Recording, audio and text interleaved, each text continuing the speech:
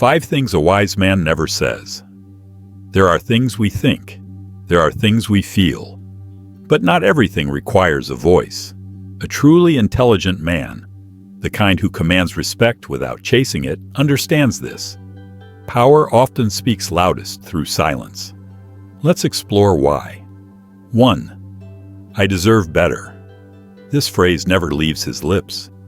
Because the moment you declare what you deserve, you subtly place your worth in someone else's hands.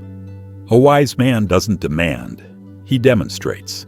He doesn't complain, he constructs. Marcus Aurelius once reminded himself, you don't have to turn this into something. It doesn't have to upset you. The intelligent man absorbs this. He adapts. He refines. He lets the quality of his response carry more weight than the volume of his frustration. He doesn't waste breath on what he deserves. He invests it in who he's becoming. 2. I can't help it. That's just who I am. He never hides behind this excuse, because those words are a declaration of surrender, an anthem of the undisciplined.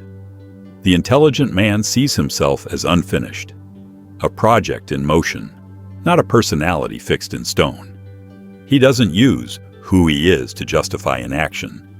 He uses discipline as a chisel to shape who he's becoming. Seneca said, "No man is more unhappy than he who never faces adversity, for he is not permitted to prove himself." The wise man welcomes the weight of adversity, not to break him, but to build him. 3. It's not my fault. Blame is the language of those who've surrendered their power. An intelligent man never speaks it, because he knows responsibility is not about fault, it's about freedom. Epictetus wrote, "It's not what happens to you, but how you react to it that matters." To hand over blame is to hand over control. But the intelligent man takes ownership, even of storms he didn't create, not to suffer, but to steer, not to collapse, but to rise. He doesn't say it's not my fault.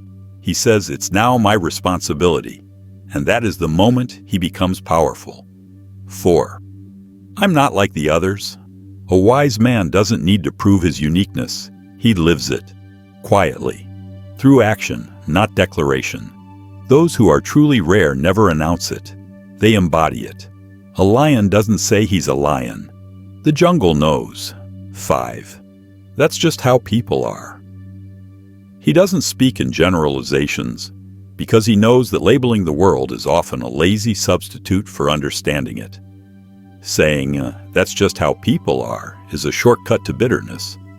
But an intelligent man keeps his perspective sharp, his judgments precise, his heart open but guarded. He sees clearly. He accepts what is, but never stops refining how he responds. In the end, the intelligent man isn't just careful with what he says. He's intentional, because he knows words shape perception, and perception shapes reality. So he doesn't speak to be heard. He speaks to build. And when no words are needed, he lets silence say everything. It is not the man who has too little, but the man who craves more that is poor. The wise don't demand better treatment. They become better. They don't beg for change. They embody it. They refine their reason, discipline their impulses, and rise not through noise, but through quiet, consistent action.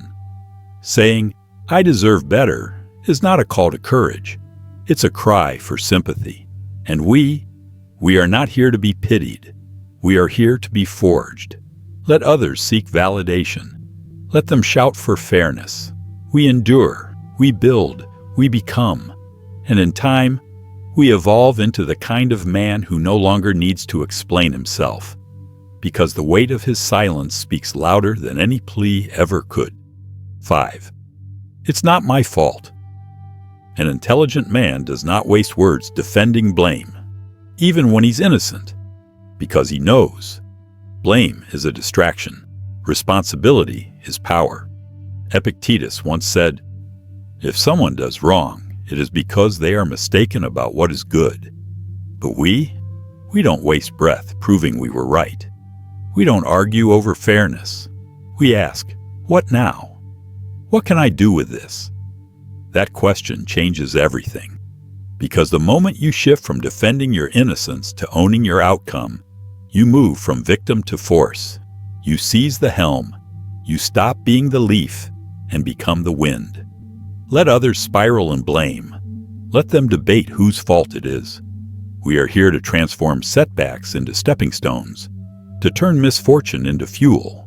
Because the wise do not avoid responsibility. They absorb it. They wear it like armor. So remember, the intelligent man keeps certain truths close to his chest. Not because he fears the world, but because he's quietly mastering himself. Silently, deliberately, without applause. And if these words touch the part of you that's tired of pretending, of performing, pleasing, or proving, then listen closely. You're not alone. You've just outgrown the noise. Welcome to the quiet, where the real work begins.